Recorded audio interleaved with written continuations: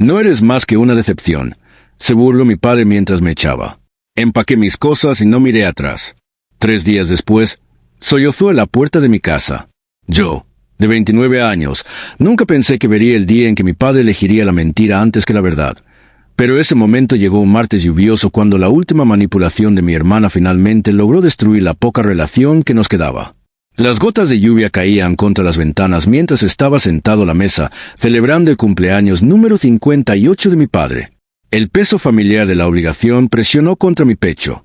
Estas reuniones familiares se habían convertido en un campo minado de recuerdos y resentimientos no expresados, pero yo aparecía de todos modos, siempre el hijo obediente, a pesar de todo. Mi hermana, Megan, 27, estaba sentada frente a mí. Su sonrisa perfecta ocultaba la serpiente que había debajo. Ella había sido la hija de oro de mi padre desde antes de que pudiera formar recuerdos. Mi madre, Cla, 55, estaba ocupada en la cocina. Su silenciosa resistencia fue la única constante en mi infancia. Mi padre, Richard, 58, ocupaba la cabecera de la mesa, exactamente como lo había hecho durante 30 años, aunque la tensión de sus recientes problemas comerciales se evidenciaba en las nuevas líneas alrededor de sus ojos. Había escuchado a mi madre hablar por teléfono semanas antes. Su voz baja expresaba preocupación por otra inversión riesgosa y por volver a pedir prestado contra la casa. No era la primera vez que el negocio de mi padre atravesaba ciclos. Un éxito extravagante seguido de un fracaso casi catastrófico, siempre persiguiendo el próximo gran negocio en lugar de construir algo sostenible. Pero se suponía que no debíamos hablar de eso, no en las reuniones familiares. Nunca. El patrón de favoritismo se estableció temprano en nuestras vidas. Cuando Megan se graduó de la escuela secundaria, recibió un BMW nuevo.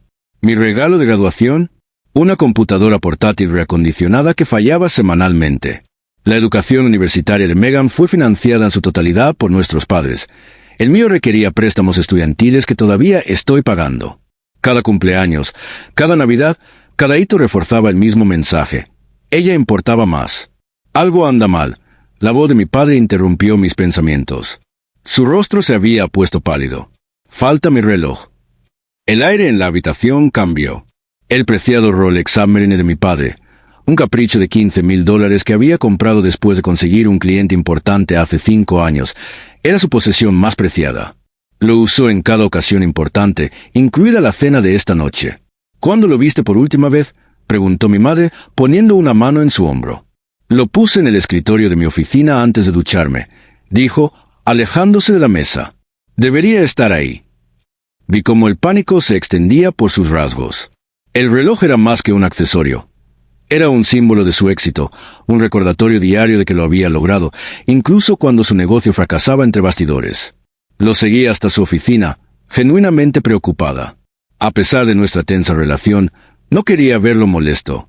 La oficina estaba impecable, como siempre. La silla de cuero colocada exactamente junto al escritorio de caoba, las fotos familiares dispuestas en perfecta simetría. Pero no hay reloj. Deberíamos revisar las cámaras de seguridad, sugirió Megan, su voz llena de ayuda. Los instalaste el mes pasado, ¿recuerdas? Mi padre asintió y se dirigió a su computadora. Entonces no pensé en nada de eso. ¿Por qué lo haría? No tenía nada que ocultar. Las imágenes mostraban el pasillo fuera de su oficina. Mi padre repasó las horas de la tarde. Allí estaba yo, caminando por el pasillo hacia el baño. Y luego un momento en el que me detuve cerca de la puerta de su oficina. Dijo Megan. Rebobina eso. Mi padre reprodujo las imágenes. El ángulo de la cámara no mostró si entré a la oficina, solo que me había detenido cerca de la puerta. El silencio duró 3 latidos. Entonces Megan se aclaró la garganta. Odio decir esto, papá, pero vi a Alex entrando a tu oficina antes. No pensé en eso entonces, pero ahora... Las palabras flotaron en el aire como veneno. Se me cayó el estómago y una fría pesadez se extendió por mis extremidades. ¿Qué? Eso no es cierto. Dije. Mi voz sonaba extraña en mis oídos. Pasé para ir al baño. Nunca entré. Los ojos de mi padre se endurecieron cuando se volvió hacia mí, no con la incertidumbre de alguien que sopesa las posibilidades, sino con la convicción de alguien cuya. La sospecha había sido confirmada. Papá, no puedes creer seriamente que te robaría. Protesté. ¿Por qué estabas cerca de mi oficina? Su voz era fría. Te dije que iba al baño. Entonces, ¿Por qué Megan dice que te vio entrar? Mi madre dio un paso adelante. Richard, no saquemos conclusiones precipitadas.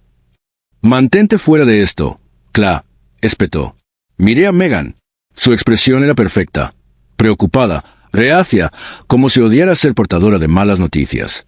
Pero capté el brillo en sus ojos, el ligero tic en la comisura de su boca. Satisfacción. Papá, por favor, le dije, no tomé nada. No te vaciaría los bolsillos, exigió. Mi pecho se apretó, un rugido en mis oídos, la sensación familiar de ser juzgado y encontrado deficiente, un sentimiento que había coloreado toda mi relación con mi padre. No puedes hablar en serio. Vacía tus bolsillos. La humillación me atravesó mientras revisaba mis bolsillos. En la casa de mi infancia, las llaves del auto, la billetera, el teléfono, nada más. Revisa su auto, sugirió Megan. Mi padre pasó junto a mí y se dirigió hacia la puerta principal. Lo seguí, la ira subiendo como una marea. En el camino de entrada, me pidió las llaves. Mis manos temblaron cuando se las entregué, viéndolo registrar mi auto como si yo fuera un criminal. Mi madre estaba en el porche, con el rostro afligido, Megan detrás de ella, ocultando apenas su triunfo. No encontrar nada en mi coche solo pareció alimentar la ira de mi padre. Su rostro se sonrojó mientras caminaba hacia mí. He aguantado mucho de ti, dijo, clavándome un dedo en el pecho. Las notas mediocres, la elección práctica de una carrera en lugar de unirse al negocio familiar, la decepción constante, pero nunca pensé que te rebajarías a robarme. La injusticia de todo esto se derrumbó sobre mí. Años de ser el chivo expiatorio, el niño menor, culminaron en este momento. No tome tu reloj, dije, mi voz firme a pesar de la tormenta dentro de mí. Piensa en quien siempre ha necesitado dinero, quien siempre te pide préstamos, no soy yo. El rostro de mi padre se contrajo. ¿Salir? ¿Qué? Toma tus cosas y sal de mi casa. Estás muerto para mí. Entonces algo se rompió dentro de mí. No mi corazón, que ya había sido roto demasiadas veces. Esto fue diferente. Como ver cómo se deshace el último hilo de esperanza, una sensación física de desgarro, de algo vital que se deshace. «Richard, deja esto», gritó mi madre. Él se giró hacia ella.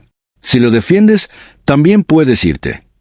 La lluvia empapó mi chaqueta mientras estaba en el camino de entrada, viendo 30 años de amor condicional llegar a su inevitable conclusión. Mi padre estaba en la puerta, con fotografías de mi infancia visibles en la pared detrás de él, mientras me decía que nunca volviera. A través de la ventana, capté la expresión de Megan, sin siquiera molestarse en ocultar su satisfacción. Me alejé, las gotas de lluvia se mezclaron con las lágrimas que me negué a reconocer. Mi apartamento se sentía vacío cuando regresé, vacío como nunca antes. No había perdido a un padre amoroso, ese hombre nunca había existido. Lo que había perdido era la ilusión de que algún día él podría verme con claridad. Esa noche el sueño se me escapó. Llamé al trabajo para reportarme enfermo al día siguiente, algo que había hecho quizás 2 veces en toda mi carrera como ingeniero de software. Las horas se confundieron. Llamé a mi madre repetidamente, pero cada intento fue directo al correo de voz. Al tercer día, un peculiar entumecimiento se había apoderado de mí. Regresé al trabajo, siguiendo los movimientos. Mis colegas se dieron cuenta pero no entrometieron. Por esa pequeña misericordia, estaba agradecido. Cuando mi teléfono finalmente sonó esa noche y el nombre de mi madre apareció en la pantalla, mi corazón tartamudeó. Su voz era firme pero tensa cuando respondí. «Alex, necesitas saber qué pasó. Todo ha cambiado». Ella no lloró mientras explicaba. Eso me sorprendió. Durante 30 años, mi madre había sido la pacificadora, la que suavizaba las cosas, la que pedía perdón incluso cuando no era merecido. Pero ahora había acero en su voz. Después de que me fui, ella fue a la habitación de Megan, buscando que no estaba segura. Evidencia, tal vez, o simplemente comprensión de cómo su hija pudo hacer algo tan cruel. Lo que encontró fue un recibo de una casa de empeño, fechado 3 semanas antes, de un Rolex Submarine. Enfrentar a mi padre con esta evidencia no había sido tan como era de esperar. Se negó a creerlo, acusó a mi madre de inventarlo para protegerme. Cuanto más insistía ella en la verdad, más se enfurecía él, hasta que finalmente ella dijo palabras que había estado reprimiendo durante décadas. «Durante 30 años, te he visto destruir la confianza de nuestro hijo mientras malcriabas a nuestra hija. Te he visto tomar una decisión comercial imprudente tras otra, poniendo en riesgo nuestra seguridad financiera. Ya terminé. Lo que pasó después no fue una reacción espontánea. Resultó que mi madre se había estado preparando para este momento durante meses, tal vez años. La casa en la que vivíamos se la había dejado su abuela. Los papeles del divorcio ya estaban redactados, la cuenta bancaria separada estaba abierta y las cerraduras ya habían sido cambiadas. Mientras mi padre y yo discutíamos en el camino de entrada, cuando ella me llamó, mi padre y mi hermana habían estado fuera de casa durante 2 días. Se alojaban en un hotel barato para estancias prolongadas. Su acceso a cuentas conjuntas fue congelado en espera del proceso de divorcio. «Quiero que vuelvas a casa, Alex», dijo mi madre. «La casa es la mitad tuya de todos modos. Siempre lo fue. El universo tiene un tipo particular de justicia que se desarrolla en su propio tiempo». Durante las siguientes semanas, observé desde la distancia cómo el mundo cuidadosamente construido por mi padre se derrumbaba a su alrededor. Su negocio, que ya se tambaleaba debido a una serie de inversiones cada vez más desesperadas, finalmente sucumbió a la presión. Sus socios, incómodos con el carácter público del escándalo y ya recelosos de sus decisiones financieras, retiraron su apoyo por completo. Los clientes cancelaron reuniones. El contrato de arrendamiento de su oficina terminó anticipadamente. Megan, que todavía dependía económicamente de él, agotó los recursos que le quedaban. Cada día traía una nueva crisis, un nuevo gasto que no podría afrontar por sí sola. Mi padre, desesperado por mantener la aprobación de su hijo de oro, siguió dando hasta que no quedó nada más para dar. A mi padre le llevó menos de un mes investigar él mismo el reloj. El dueño de la casa de empeño se acordó de Megan. Se había convertido en una cliente habitual. Al principio traía artículos más pequeños, joyas, productos electrónicos, antes de llegar finalmente con el Rolex. La confrontación entre ellos reveló la verdadera naturaleza de Megan de una manera que nada más podría haberlo hecho. Según amigos de la familia en común que presenciaron las consecuencias, ella intentó una manipulación final, afirmando entre lágrimas que solo había empeñado el reloj para ayudar a pagar una de las deudas comerciales de mi padre, que lo había hecho por amor para protegerlo. Por primera vez, mi padre se dio cuenta de sus mentiras. La máscara cuidadosamente construida se deslizó, revelando a la mujer calculadora bajo la fachada de hija obediente. En ese momento todo cambió entre ellos. «Eres como él», había gritado, abandonando toda simulación, patética y desesperada. «He estado limpiando tus desastres durante años. Tomar ese reloj era lo menos que me debías». La había echado de la habitación del hotel esa noche y finalmente había visto el patrón de manipulación que había estado ahí todo el tiempo. Las llamadas de mi padre comenzaron 2 meses después de aquel martes lluvioso. Los dejé ir al correo de voz. Sus mensajes evolucionaron de defensivos a desesperados. «Alex, por favor llámame. Cometí un terrible error. Necesito hablar contigo, hijo. Sé que no merezco tu perdón. Pero por favor, son solo 5 minutos. Me quedaré en el Motel 6 junto a la autopista 9, habitación 118. Por favor, no tengo otro lugar a donde ir». Salvé cada uno sin responder. Cada palabra, una piedra más en el muro que había construido entre nosotros. Sus intentos de comunicarse conmigo se volvieron más frenéticos. Se presentó en mi lugar de trabajo 3 veces en una sola semana. Hice que la seguridad lo escoltara cada vez. Dejó cartas escritas a mano en mi buzón.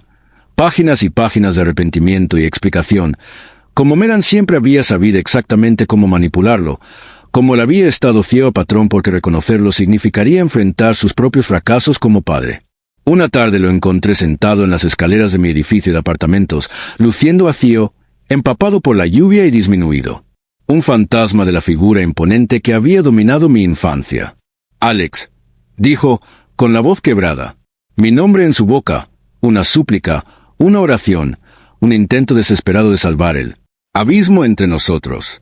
Me quedé congelada, con las llaves en la mano. El momento se alargó, imposible, posiblemente largo. Cada recuerdo chocó contra mí. Fragmentos de lo que éramos, de lo que podríamos haber sido. «Por favor», susurró. «No me queda nada».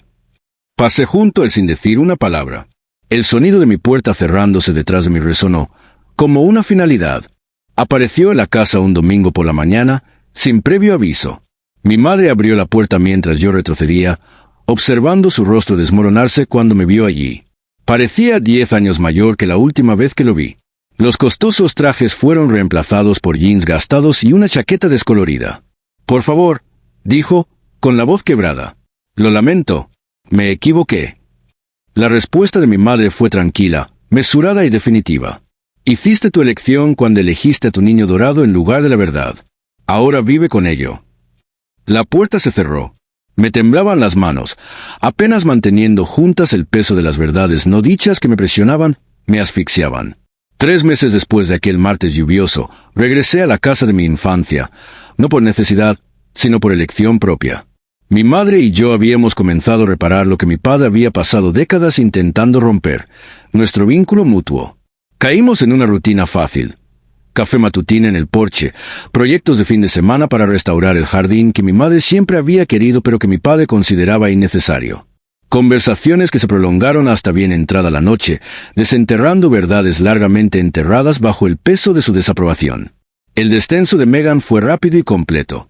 Después de que mi padre la desalojó, ella saltó entre los sofás de sus amigos y su bienvenida se fue desgastando rápidamente en cada parada. Nunca había trabajado durante más de unos meses. Ella nunca lo había necesitado. Recibí un mensaje de ella 6 meses después de que todo se desmoronara. Necesito dinero. ¿Puedes ayudar? Solo hasta que me recupere. Sé que hemos tenido nuestras diferencias, pero seguimos siendo familia. Mi corazón se aceleró al leer sus palabras, la audacia, el derecho. Después de todo lo que había hecho. Escribí mi respuesta con cuidado, cada palabra deliberada. La familia no se incrimina entre sí por robo. La familia no miente ni manipula para beneficio personal. Hiciste tu elección. Vive con ello. Igual que papá. Su respuesta llegó instantáneamente. ¿Crees que eres tan perfecto? ¿No? No tienes idea de lo que significa ser el favorito de papá. La presión, las expectativas. Tenías que ser invisible mientras yo tenía que ser perfecto. Me debes una. La habitación parecía más pequeña. Recuerdos, más grandes de lo que las paredes podrían contener, un universo de emociones no resueltas condensadas en este momento único y sin aliento. Me quedé mirando su mensaje y sentí que algo cambiaba dentro de mí. Los últimos vestigios de culpa y obligación desaparecían. Adiós, Megan, escribí, luego presioné bloquear contacto. La satisfacción fue pequeña y mezquina. No me importaba. 11 meses después de aquella fatídica cena, mi madre y yo compramos juntas una casa nueva. Vendimos la casa familiar, dividimos las ganancias y encontramos un lugar que no guardaba recuerdos de mi padre. 2 dormitorios, una cocina espaciosa donde mi madre podía disfrutar de su nueva pasión por la repostería y una oficina en casa para mis días de trabajo remotos. Igual inversión. Propiedad igualitaria. Los intentos cada vez más erráticos de mi padre de contactarnos dieron lugar a una orden de restricción. Lo último que supe es que vivía en su coche. Su negocio se había derrumbado bajo el peso de años de malas decisiones que finalmente lo alcanzaron. Su reputación en ruinas. Su niño dorado se ha ido. Su vida reducida a las consecuencias de sus propias elecciones.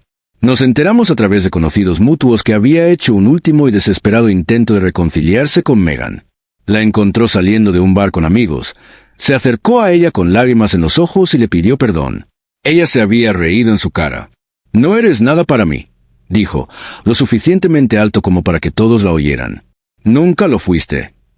La crueldad de su respuesta me sorprendió incluso a mí. Pero era la verdad. Ella solo había valorado lo que podía darle, nunca quién era. A veces, en momentos de tranquilidad, me pregunto si algún día será posible el perdón. Quizás no ahora, ni nunca. El daño es demasiado profundo. La traición demasiado completa. Algunas cosas rotas no deben arreglarse. Pero otras cosas rotas pueden transformarse en algo nuevo, algo más fuerte. Mi relación con mi madre. Mi sentido de autoestima. Mi comprensión de lo que debería ser la familia.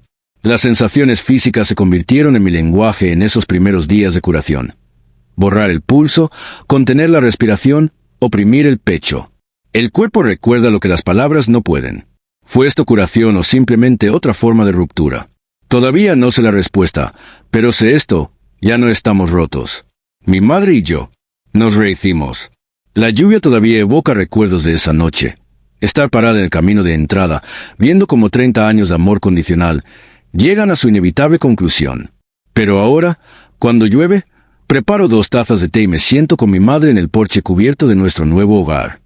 Vemos cómo el agua lava todo y hablamos de mañana. ¿Qué quedó después de que el amor se disolvió? Solo estos fragmentos crudos y eléctricos de sentimiento. Y luego, lentamente, algo nuevo crece en su lugar. Algo honesto. Algo cierto.